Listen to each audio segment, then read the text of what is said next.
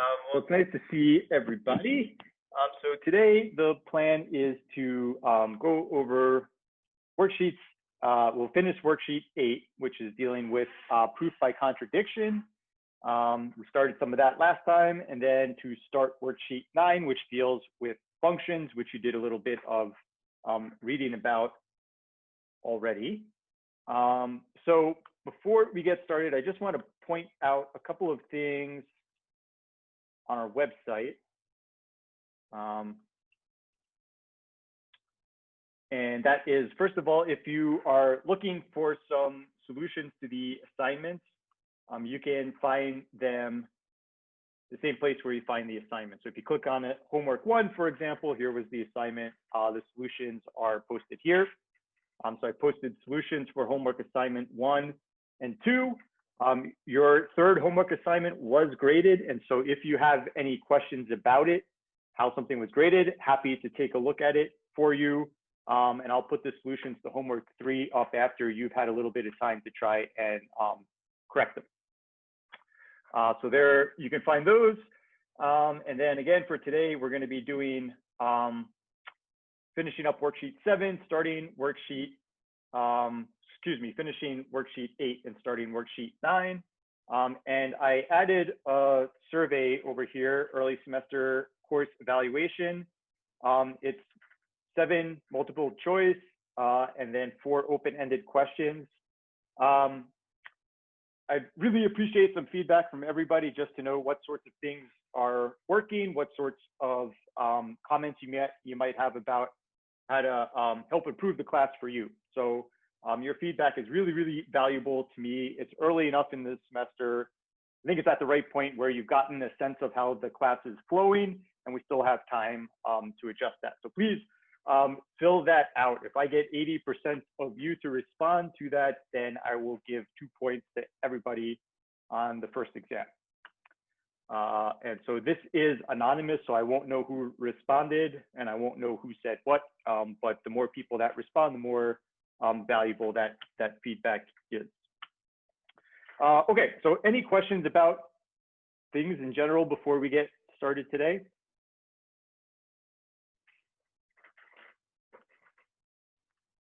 Okay, then let's pick up where we left things off. So we were working on worksheet 8.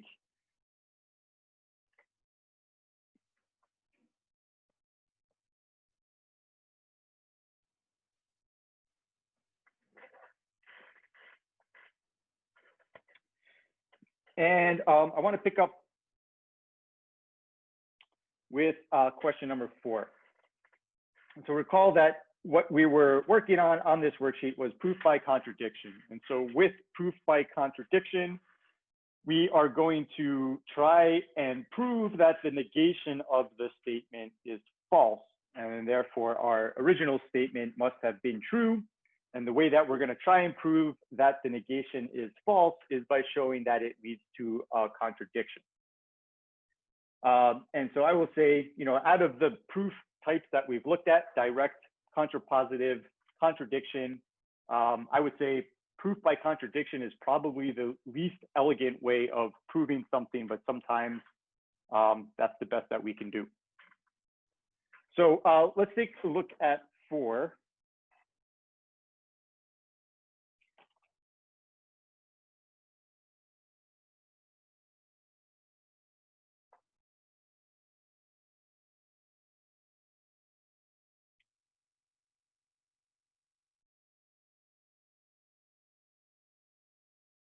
Okay, and in question number 4, this was saying that, sorry, what was it? There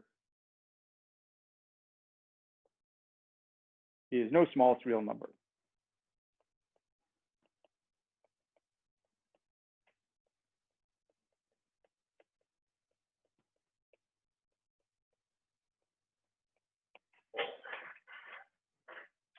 And so to prove this by contradiction,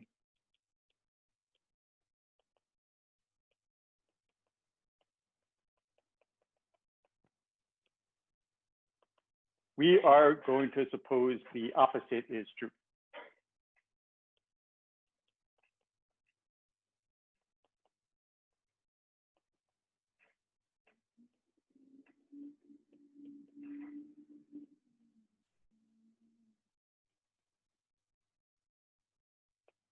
We'll just call this smallest real number x. And so what this would mean is that there's an x, so that it is smaller than every other real number, right?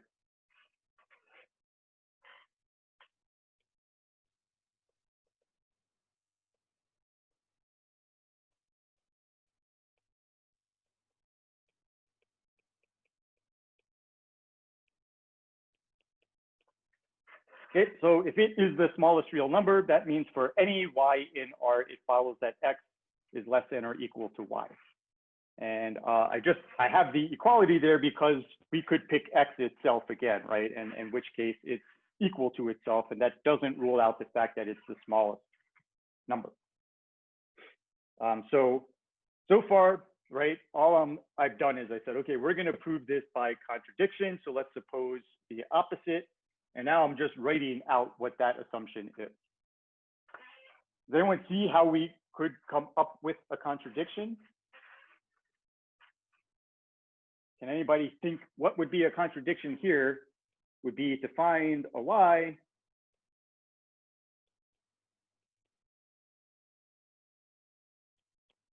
that is less than x, right? If we can find a y that is less than x, that contradicts the previous statement that all y should be greater than or equal to x. And when I have an idea what we can let y equal, or x minus 1. Yeah, x minus anything would really work. That's right. So let's consider x minus 1. That's a real number. And that's a real number, which is less than x. So sometimes when you're doing proof by contradiction, you kind of put a little zigzag at the end to denote we've reached a contradiction. Or you can just put the regular old box, we're done.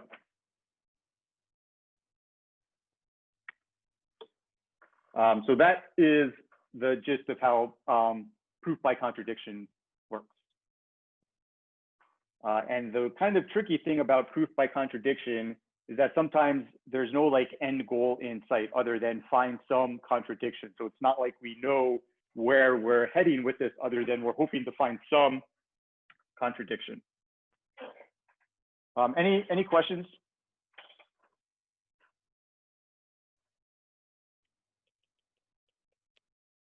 And let's just compare what a direct proof of this statement would look like. And a direct proof would say, well, first of all, you might want to think about this statement as like conditional statement. So we can start by saying, suppose there is not a smallest integer.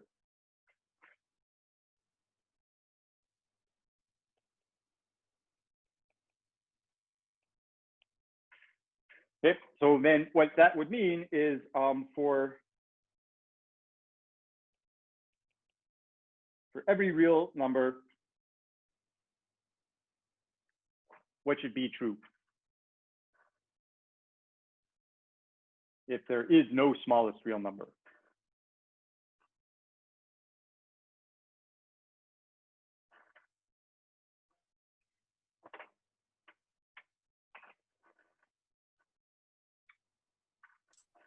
Wouldn't y be greater than x? That means we should be able to find a y such that what? That is greater than x.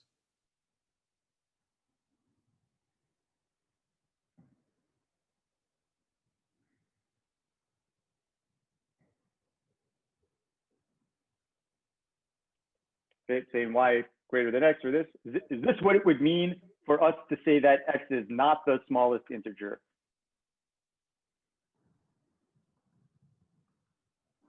Y would have to be less than x. Yeah, we're trying to say that for any real number, there exists something which is less than it. Right, so now we're trying to prove directly the statement that there isn't a smallest integer. So saying that there is not a smallest integer is the same thing as saying that for any, or excuse me, there's not a smallest, well, I don't know why I have integer here. we're dealing with real numbers. Yeah.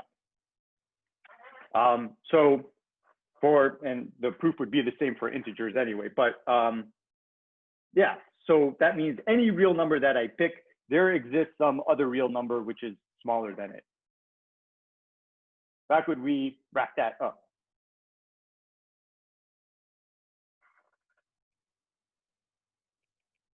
So given any x in R, can you think about how can we construct a number which is less than it?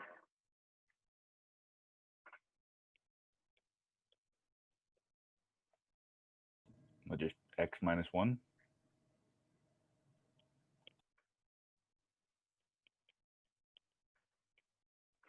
That's right. And since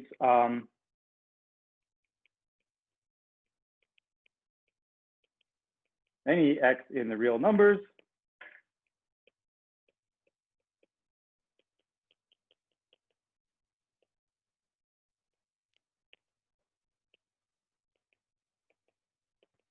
therefore there is no smallest integer or real number.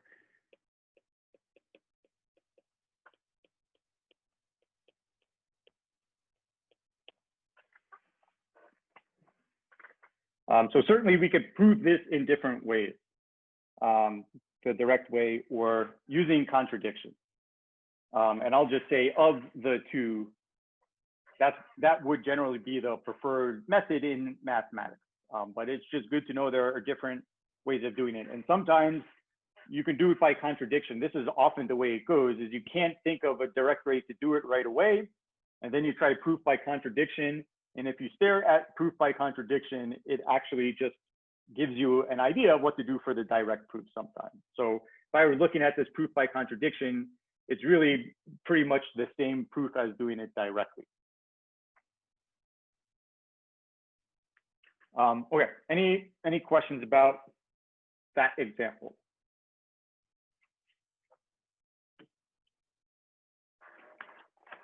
Okay, so maybe I'll do one more together. We'll take a look at 5 together, and then I want to spend a little bit of time having you work with your classmates on a couple of these contradiction proofs, since you haven't gotten a chance to practice them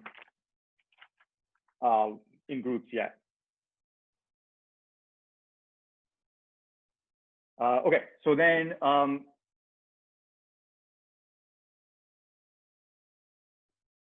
let's take a look at 5.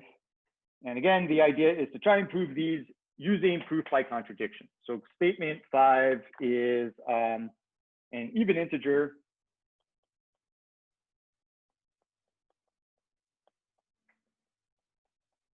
cannot be written as the sum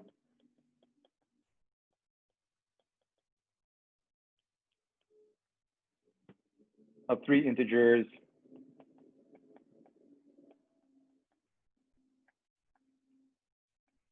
an odd number of which are odd.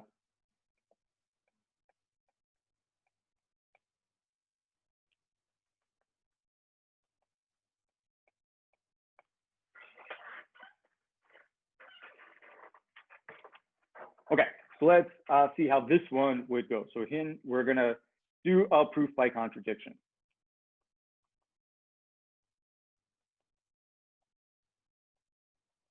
And so that means kind of the first step here is to think about how we can negate this initial statement.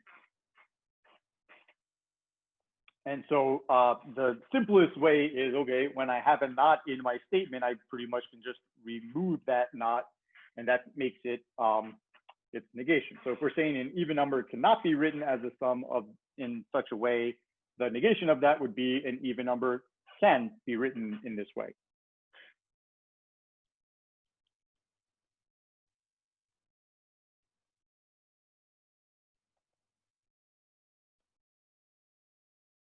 So let's say, suppose we have an even integer x,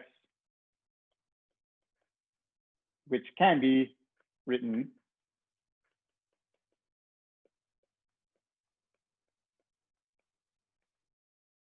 as a sum of 3 odd integers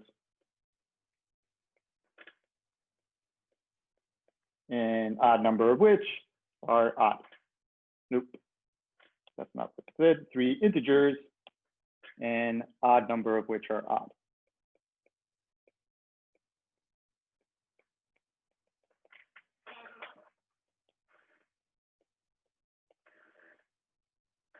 So that's the negation of the original statement.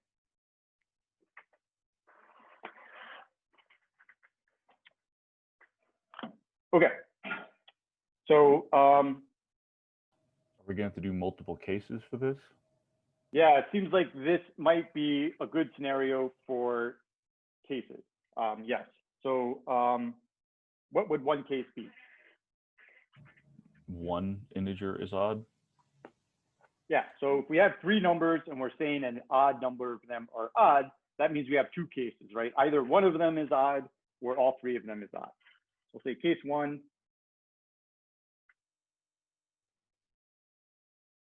One of the integers is odd.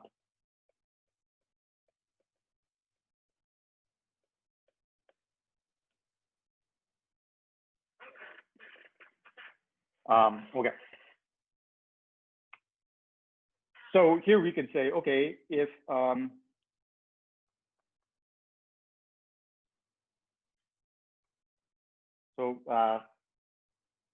maybe we can say it like this. Since x is even, then we know x is equal to 2k for some integer k.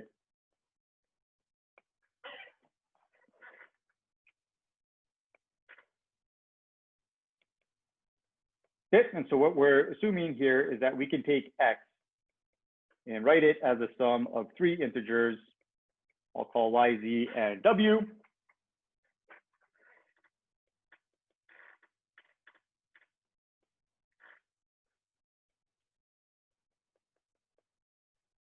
Okay, and we need that one of these integers, y, z, or w,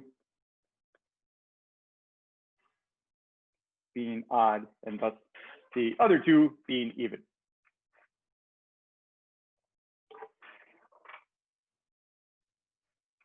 And so one thing that you might drive yourself crazy about here is you could think about, okay, what if y is the odd one and z and w are the even ones? And then let me consider what happens if z was the odd one and then the other 2 were even. And hopefully if you're looking at this statement, you can see that the proof would be the same regardless of which of these 3 we consider to be odd. So when that happens, oftentimes what we'll say is without loss of generality,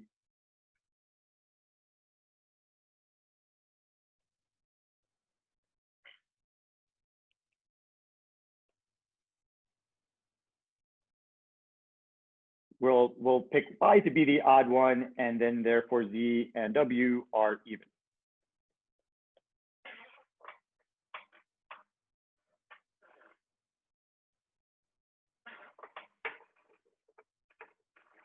Okay, any thoughts? Maybe someone's step ahead.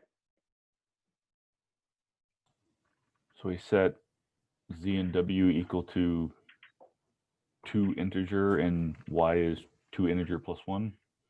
Okay, that's right. So thus we've got if y is odd, it can be written as we'll say like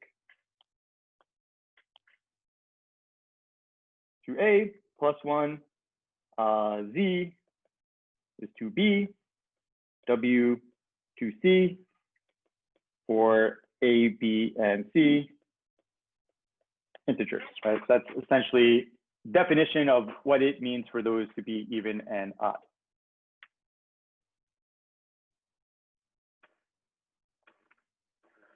Okay, where seems to be a good place to go next?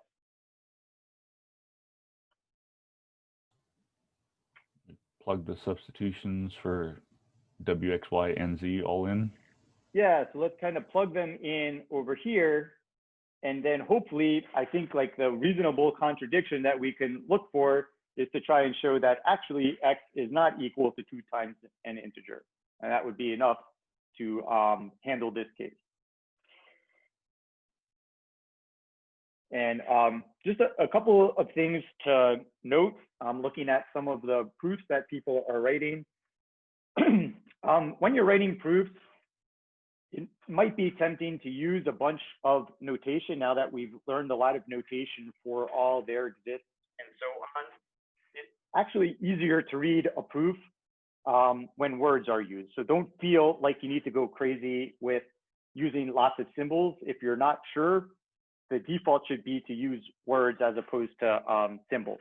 So certain things like equals and included and subset, those things you write the symbols for, that makes sense. Okay. And the other thing is it's generally not a good idea to start a sentence with a symbol. And that's why we often use like thus and so on, just so we don't have the first word in a sentence being a symbol.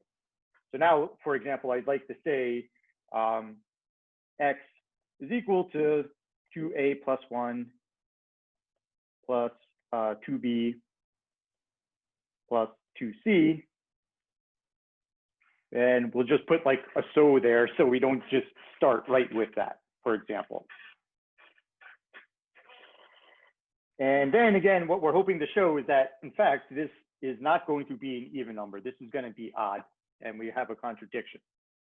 So here we can kind of do, hopefully you're getting the swing of things that, you know, this is a pretty common step to try and show that we can write it as 2 times an integer plus 1, which we have here.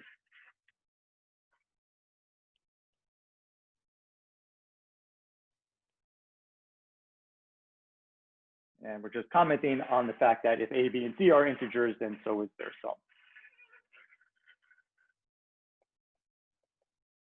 And this is a contradiction since we initially assumed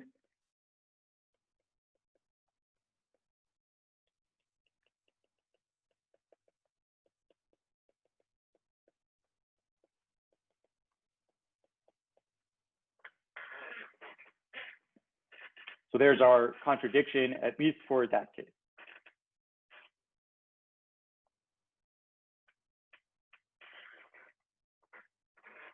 Any questions?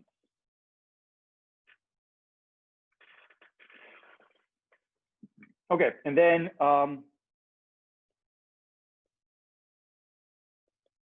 the other case is that all three are odd.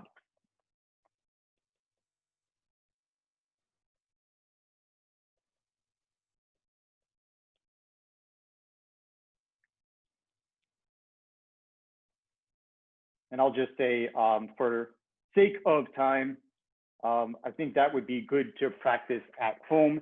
It should follow very, very similarly to the previous case that we looked at.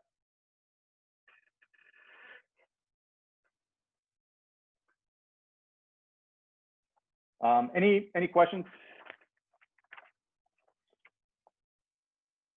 Okay, so what I'd like to do then is move on and take a look at questions for proofs 6 and 7. And so 6 involves this notion of parity, and that is defined above. And 7, just be aware, is an if and only if statement. So that means you need to prove the implication in both ways. So I'm going to split you guys up into breakout groups. And some of the groups I'm going to say work on question 6. Some of the groups I'm going to ask to work on question 7, and then we'll compare notes. And I'm going to ask you to record your, not record, I mean, write out your proof. And so if someone has a tablet or a Word document, you can start typing it up and share it. There is a whiteboard feature in here when you're in your breakout room. If you click whiteboard, you get something like this, and then everybody can collaborate on it. So you can just start typing and other people will see what you see. So if you want to do it on a whiteboard, then you can share the whiteboard with the group when we come back together. That's great. But it would be really helpful if groups have something written up so that we can look at what each other have done. And sometimes it's good to try and look for mistakes in proofs. But hopefully you get them right. Any questions? Okay, then let me set up some groups. Good work checking in with everyone. So let's talk about question number 6, first of all, which was the parity question. Does any group want to take the shared screen and kind of walk us through your proof? I can go ahead and do that. Okay, thank you, Molly. You disabled actually, screen sharing. Yeah, I might need to give you permission for that. Let me see.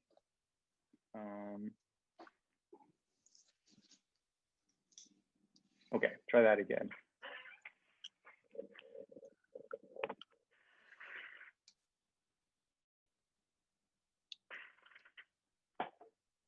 Okay, so we started with 2 cases. So we started with case 1. If x and y are even, then xy is odd because of parity. So we started if x equals 2k, for k being an integer, for x is in a real number, then y equals 2w for w is an integer for x and k. Then we just set it up for xy would then be 2k multiplied by 2w, factor out of 2. And that it shows that 2 times an integer is even, so therefore we have come to a contradiction there. Does that make sense? Yeah, so let's kind of, so this is an if-then statement, that's right.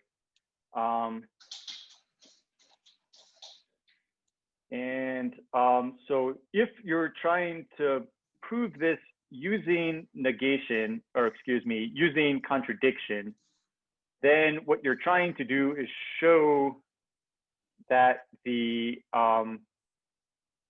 opposite of this statement can't be true. And so, yeah, so that there's 2 ways this statement could be wrong. And the thing to be careful about here is that when you negate a conditional statement, if P, then Q, the negation of this would be P and not Q. So it might help to just have this step where, okay, 6 is saying if x and y are integers with the same parity, then the product has the same parity. So if we're trying to prove this by contradiction, then our first statement should be, well, let's suppose that x and y had the same parity and x times y is different parity from them. So I think like in that space between your question 6 and your cases, it just might be nice to write that. I think your proof is great, but it just might be nice to just write out, okay, we're gonna do this by contradiction. So here's how a proof by contradiction would start by assuming the negation of statement 6.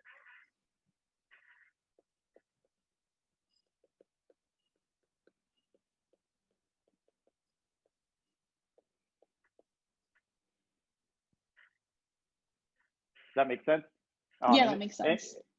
This is open. I know that a lot of the other groups started with this one. So are any kind of comments from others?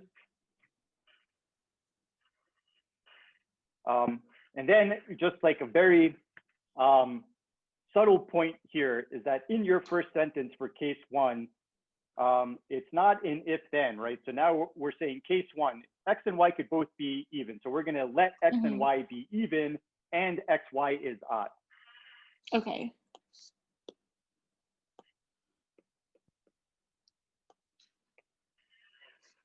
And then I think the rest of it looks pretty good. So then you'd say, okay, so we've got x and y are even. So x is 2k, y is 2w, x times y, 2k times 2w. Then we'll see a correction to that sentence. So then x times y is 2k times 2w. What does 2k times 2w give us? Not 2kw. Oh, it's 4. My bad. Yeah. I think some other groups made the same mistake listening to them. Yeah, so you could leave So that means you can write it as 2 times times 2kw, yeah. And that makes it even, Okay. and that makes it have the same parity as x and y, and that's the contradiction there. Okay. Yep. Yeah, so you could totally do this directly. And in fact, I think Yeah. that's probably a better way to do it, but it's good to practice this proof by contradiction, which you can see there's a lot of debate in mathematics about whether even proof by contradiction is a legitimate proof method. But we're going to allow it just because that would force us to reprove a whole lot of things in different ways. But I'll just say this is a somewhat contentious issue in mathematics about whether proof by contradiction is even a legitimate proof technique.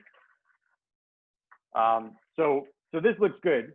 And yeah, and case 2 would be that they're both odd and xy is even. And then you show that, okay, if we assume that x and y are both odd, then we can write that their product is equal to I did the same mistake. I think you're missing something in there, yeah. Nope, yeah. There you go. Yep, perfect.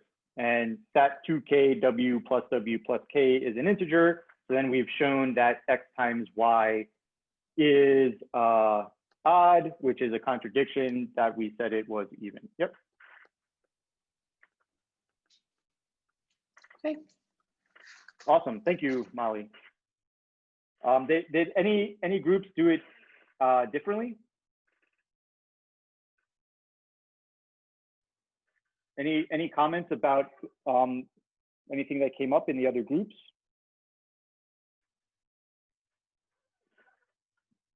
Okay. I have a question actually. Yeah, sure, Wilfred. What's up? So you were mentioning before we went to the breakout groups that like maybe use less symbols and more words. So just as an example, then the one that Molly just showed us, did you feel like that was a good balance, or would you like to see more words on the homework, less symbols? Molly, do you mind sharing that again? I think it looked fine. I don't remember being offended by the amount of symbols. But let me just take another look. Yeah, that. Yeah, I don't think there's overuse of symbols here. Like using it for equal signs and set it included in a set and that sort of stuff. Yeah, we usually don't write in, we just write that symbol. I think that's perfect. Looks good. Cool, thank you. Yep. Okay, did the other groups get a chance to think about question 7 much? A little bit? Our group did because we were awesome. Okay. Does any group want to share their work on that one? I mean, we also did some, but I don't want to like over. Yeah. You're done, Molly. Thank you. Brandon has the thing for our, I could say it, but I don't really know how to share it. I'll share it up. I think you should be able to now share. Awesome. Okay, so for those that might not have gotten a chance to get to this one, the statement in question 7 is we've got 2 sets, A and B. That's right, thank you. So we're trying to show, this is a biconditional statement. We're trying to show if A minus B is the empty set, if and only if A is a subset of B. And so that means we need to prove 2 directions. That's right. And so looking at the first grouping that you guys have, this means that you are here proving the A minus B equals empty set implies A is a subset of B. Okay. And here, the instructions are to prove this by contradiction. So if we're trying to prove A minus B equals empty set implies A is a subset of B using contradiction, then we suppose the negation of that implication, that conditional statement. So that's right. So if we're trying to prove A minus B empty set implies A contained in B by contradiction, that means we're going to start by supposing P, which is A minus B, is empty set, and not Q, which is A is not a subset of B. Just to catch people up on that, why we're starting with suppose A minus B equals empty set and A is not a subset of B. That's a good start there. Any questions? Okay, and so good. So hopefully we're going to contradict one of those things. So if A minus B is the empty set, then that means every element in A is also an element in B, right? That, in other words, that means there is no element X which is in A and not in B, which, and so therefore, if every element in A is an element in B, A has to be a subset of B, which is a contradiction. Any comments on that?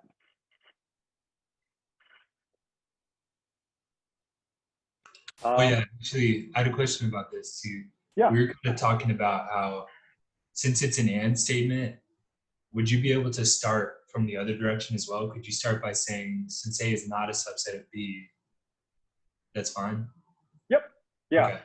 I think either way, yeah. And so I think the comment is, you could also say, okay, well, since A is not a subset of B, this means there exists some element X, which is in A, but not in B, right? And then therefore that would give you the contradiction that A minus B actually contains this element X, and that's the contradiction, yeah. Either way, equally as nice, I think.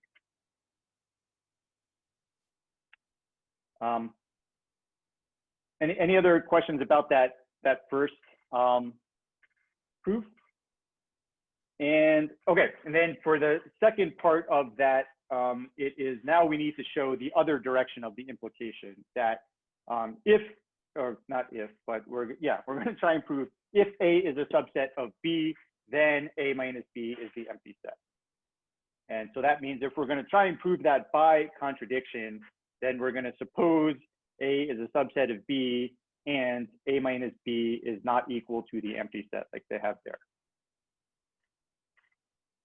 Good. And so starting from that, it follows pretty similarly to the previous case, I think. So yeah, one way to do this is to say, okay, well, we know A is a subset of B, so everything in A has to be in B, and therefore that means there is no element which is in A and not in B, so A minus B is the empty set. Yep. And if you're kind of thinking about the same thing, like could we have done this in a slightly different way by working with A minus B not equal to the empty set? Yes, you could kind of do this in a very similar but slightly different way. So just kind of one comment that I'll make. You can keep that, yeah, save it, keep it open though, Brandon. So can you change one thing here? So you've got case 1 and case 2. Yeah, I put those in there, realized that wasn't necessarily applicable. Yeah, and this is something that I'm seeing in people's work. So what you would want to say here when you're doing these biconditional proofs is, instead of saying case 2, you would say proving the reverse direction. And instead of saying case 1, you could say proving the forward direction.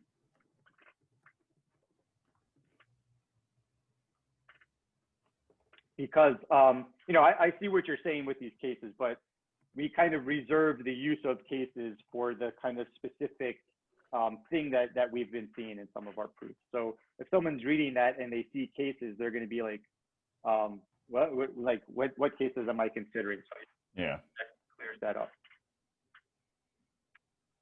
Okay, so I think this is a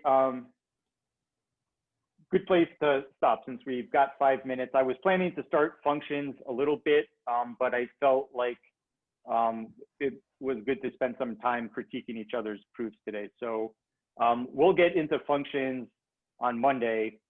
So why don't I just say there'll be no Canvas quiz on Monday, since you kind of did the reading for what we're going to talk about, and you've got homework. So, work on the homework. Homework is due Monday evening. Please take a look at that evaluation and fill out that survey. And yeah, otherwise, if you have some questions, I have office hours tomorrow. Otherwise, if I don't see you before Monday, have a nice weekend, and I'll see you guys on Monday.